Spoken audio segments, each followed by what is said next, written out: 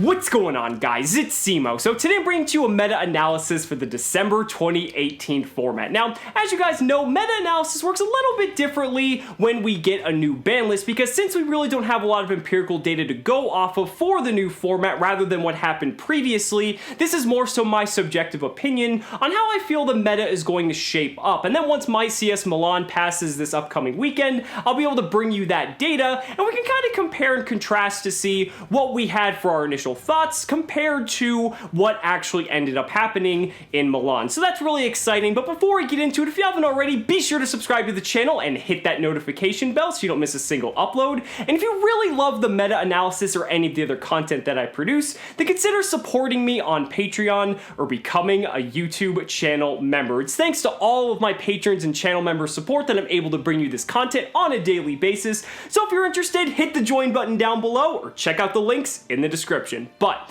without further ado, let's go ahead and get right into it. Starting off with everyone's favorite part of the meta-analysis, the pie chart. This is a pie chart that I threw together for going based off of some of the previous events that we had, since even though we did have a ban list, you know, Firewall Dragon getting banned, Armageddon Knight and Malicious getting hit kind of impacts a few things, but for the most part, since a lot of the top tier decks didn't really get touched, I'm kind of taking influence from the previous events and pretty much using that to come to the conclusion for this specific meta-analysis. Now, the big heavy hitter here is the fact that Dark Warrior, FTK, and pretty much any of its variants got hit significantly. They're not completely out of the meta, as you can see in the pie chart, but by having the reduction in these decks, pretty much just gives the opportunity for all the other decks that are in the meta that were already tier 1 contenders to have a lot more representation in the overall metagame, which is why I've got Sky Striker taking up about 35, if not 40% of the metagame. Now, the interesting thing about Sky Striker is, even if Sky Striker doesn't end up being the best deck, which it's probably going to be, a lot of people have it pegged as the best deck, but let's hypothetically assume it's not going to be.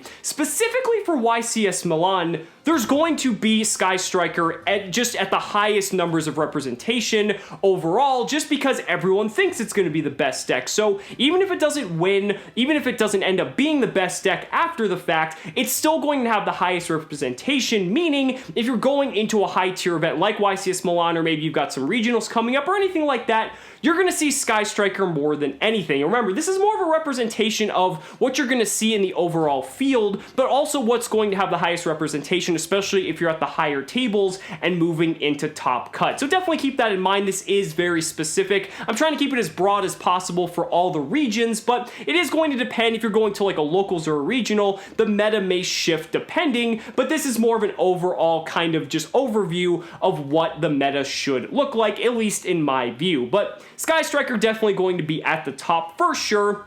And I don't really think that's a surprise to any of us. I mean, the fact that Sky Striker was able to just garner so many tops in the previous format, not to mention the fact that we were in the Danger Dark World FTK times, and it was still able to win out all these different YCSs, yeah, Sky Striker is going to be on top in some form or another, really no surprise. That brings us into Thunder Dragon, though. I've got Thunder Dragon taking up about 20% of the pie chart here, and Thunder Dragon, you know, following right behind Sky Striker, it's had a very good performance in past events. I mean, ever since the deck was released back in Soul Fusion, it's been able to compete, and I think that's mainly because, you know, it's very good against Sky Striker. It's probably got the best matchup against Sky Striker because the deck is kind of designed to counter it, since Colossus, essentially the deck's win condition, is an effective counter against Sky Striker's searchability and really helps keep that in check. So while though Sky Striker does have its outs to it, you know, if you're staring down a board of double, triple Colossus, sometimes it's really hard to get over that, and honestly, that's enough to just win you the game. The thing with Thunder Dragons is the combo ability of this deck. While it is a combo deck, it's very difficult to stop, especially once the deck starts getting out of control. And yes, it does have its weaknesses and it can have some consistency issues, but it's consistent enough that it's been able to do well in all of the past events. It ended up winning UDS Monterey, which again, not really surprised that Thunder Dragon was able to take an event, especially at a high tier level like that, because the UDS Invitational is something something that you do have to technically qualify for, so the skill gap's a little bit higher than something, let's say, like a regional. So the thing is, Thunder Dragon, definitely the next biggest contender. Some people think Thunder Dragon might be the best deck going into the next format, but I think Sky Striker's consistency and its versatility is far too high that it just outclasses Thunder Dragon. I think Thunder Dragon, because it has such a good matchup, it's kind of like the counter pick if you're wanting to play in a high tier event. Thunder Dragon's definitely the way to go, and since every competitive deck does some form of searching in some form or another, it's really not a bad option either way.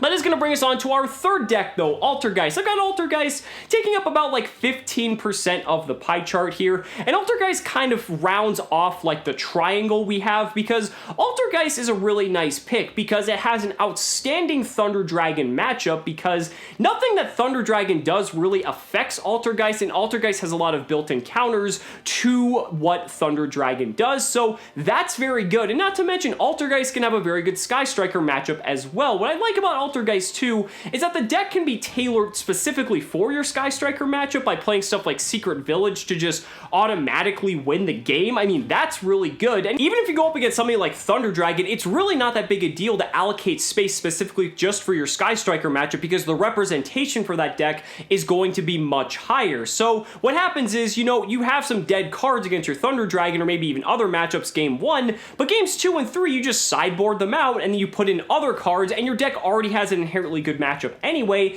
that you can kind of relinquish that loss in consistency just to steal those automatic game 1s if you're going against Sky Striker, which is going to be a lot higher represented anyway, so it's kind of like a calculated risk that Altergeist players can decide to take. Now, this isn't anything new. We've already seen Altergeist players experimenting with this, and it's honestly working. We've seen it taking first place in regionals. It's able to top YCSs, there's no doubt about that. So, frankly, Altergeist is just looking like a really solid deck all around. Fantastic Thunder Dragon matchup, pretty good Sky Striker matchup, and you know, it does have its weaknesses because people can sideboard specifically for games 2 and 3 with Twin Twister, Red Reboot, anything like that, Denko Sekka for something like Thunder Dragons, but realistically, the deck is still incredibly strong, and honestly, I wouldn't be surprised if it wins Milan. It's definitely possible. It came very close to winning London, so definitely a deck to watch out for.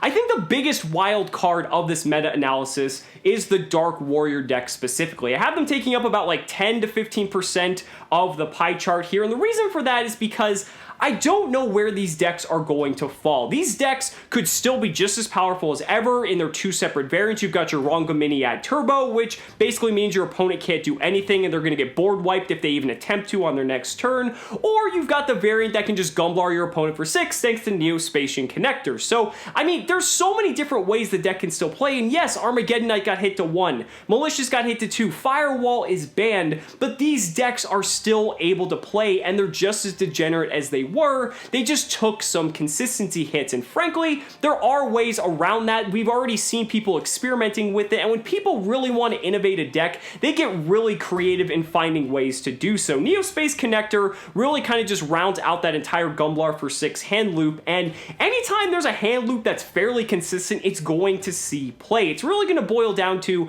if these players who attend Milan really feel that the deck is consistent enough to perform in, you know, a 16 to 17 round tournament when you're getting all the way up into Top Cut, or if it's just going to fall flat because Sky Striker and other decks might just be able to outpace in terms of its consistency and grind it out in the long game. So I've got it on here because I expect it to make some Top Cut appearances, but I don't know if it's going to just overwhelm like it used to. I'm really not thinking it will, but it's definitely possible, so I had to include it on this meta-analysis in some form or another. Definitely something you need to be cognizant of. Last but not least, though, I have 2 more decks that I wanted to discuss, Trickstar being one of them, because Trickstar has been able to top YCS's left and right, and even though its numbers haven't been very high in terms of representation, it almost won YCS London. It was very close to doing so, and Trickstar has some pretty good matchups all around as well. I think its worst matchup being Thunder Dragon, so again, with Thunder Dragons, you know, predictably having a very high representation, that's something you kind of got to be worried about, but the new versions of Trickstar are able to kind of adapt to that deck much better than before, maxing out on Widow Anchor, Mind Control, different things like that. So it's not the worst matchup, but definitely in terms of high representation, it's kind of worrisome taking a deck that you know is going to play a deck that is going to be there a lot. So that's something you just have to worry about, but don't be surprised if Trickstar ends up making the Top Cut yet again. And last but not least, Burning Abyss. Burning Burning Abyss is another deck that has been able to get into the top cut of all of these events, and it's definitely something that you need to have on your radar. Now, it did take a hit with Malicious going to 2 because the Fabled Sokus plays a little bit weaker, and I honestly don't know if Burning Abyss players are even going to continue playing Malicious, because losing that third copy of Malicious kind of hurts that play, but it's still a very strong deck, especially in tandem with the Danger monsters, and we've seen it's been able to top, and the deck is still very resilient. So we'll just have to see, but don't be surprised if both Trickstar and Burning Abyss end up taking 1 to 2 top slots in this event as well. It's also a European event, and Europeans love Burning Abyss, so Burning Abyss has to be on here by obligation. But guys, those are just my thoughts. Let me know down in the comments what you guys think about this meta analysis and what other decks you might expect to see in the top cut of YCS Milan. I'd really love to hear your thoughts. And don't worry, we'll be doing another meta analysis once YCS Milan concludes, so we can cover everything that happened as well as compare these initial thoughts to how the format actually ends up shaping out. So guys, thank you so much for watching the video. Be sure to like the video as always, subscribe to the channel for more amazing Yu-Gi-Oh content, and if you found this video helpful, consider backing me on Patreon or becoming a YouTube channel member, because just by showing your support in any way that you can, you're investing in my ability to continue bringing you amazing Yu-Gi-Oh content. So thanks so much again, and we'll see you next time.